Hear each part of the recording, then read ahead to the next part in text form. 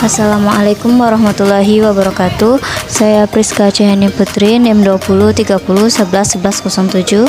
Baiklah, saya akan menjelaskan tentang konsep dasar anak berkebutuhan khusus. Pengertian anak berkebutuhan khusus. Anak berkebutuhan khusus adalah anak yang mengalami keterbatasan atau keluarbiasaan baik fisik, mental, intelektual, sosial maupun emosional yang berpengaruh secara signifikan dalam proses pertumbuhan atau perkembangannya dibandingkan dengan anak-anak lain yang seusia dengannya. Yang kedua yaitu klasifikasi anak berkebutuhan khusus, yang termasuk ke dalam anak ABK secara umum dapat dibedakan menjadi beberapa klasifikasi, yaitu yang pertama, tunanetra. Tunanetra adalah individu yang memiliki hambatan dalam penglihatan. Tunanetra dapat diklasifikasikan ke dalam dua golongan, yaitu buta total atau low vision.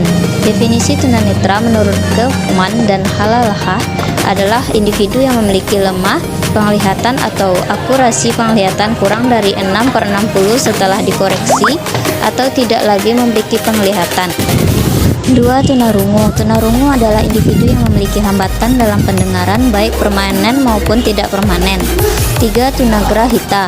Tunagrahita adalah individu yang memiliki integrasi yang signifikan berada di bawah rata-rata dan disertai dengan ketidakmampuan dalam adaptasi perilaku yang muncul dalam masa perkembangan.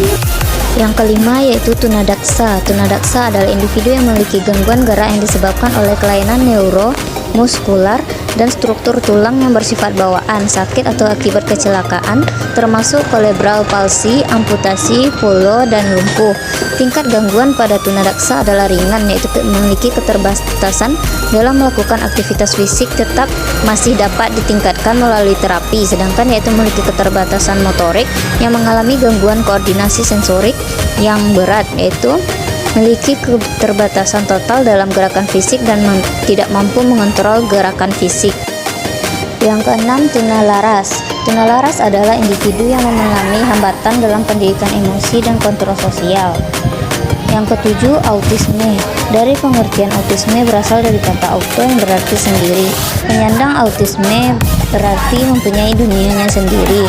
8. Ada ADHD atau yang dikenal singkat dengan kondisi anak yang memperlihatkan ciri atau gejala yang kurang konsentrasi, hiperaktif, dan impulsifme. 9. Lamban belajar. Ini adalah contoh anak-anak yang berkebutuhan khusus dengan keterbatasan anak learning disabilitas atau difasilitas. 10. Anak berbakat.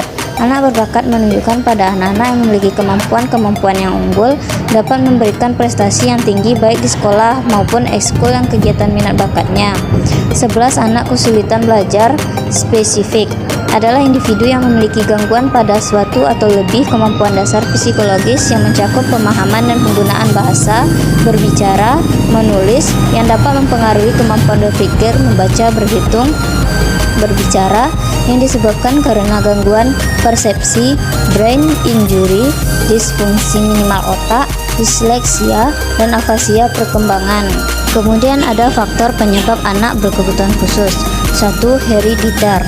Faktor penyebab yang berdasarkan keturunan atau sering dikenal dengan genetik, yaitu kelainan kromosom. Pada kelompok faktor penyebab hereditar masih dapat kelainan bawaan non-genetik seperti kelainan prematur dan BBLR, berat bayi lebih rendah, yaitu berat bayi lahir kurang dari 2.500 gram, merupakan risiko terjadinya anak berkebutuhan khusus.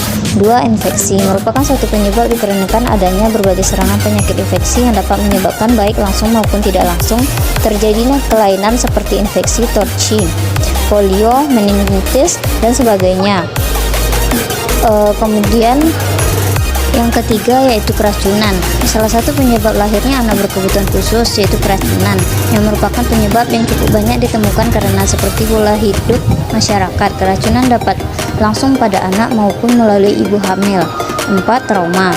Kejadian yang tak terduga dan menimpa langsung pada anak seperti proses kelahiran yang sulit sehingga memerlukan pertolongan yang mengandung risiko tinggi, atau kejadian saat kelahiran saluran pernafasan anak tersumbat hingga menimbulkan kekurangan oksigen pada otak. Terjadinya kecelakaan yang menimpa pada organ tubuh anak terutama bagian kepala. 5. Kekurangan gizi. Masa tumbuh kembang sangat berpengaruh terhadap tingkat kecerdasan anak, terutama pada 2 tahun pertama kehidupan. Kekurangan gizi dapat terjadi karena adanya kelainan metabolisme maupun penyakit parasit pada anak seperti cacingan.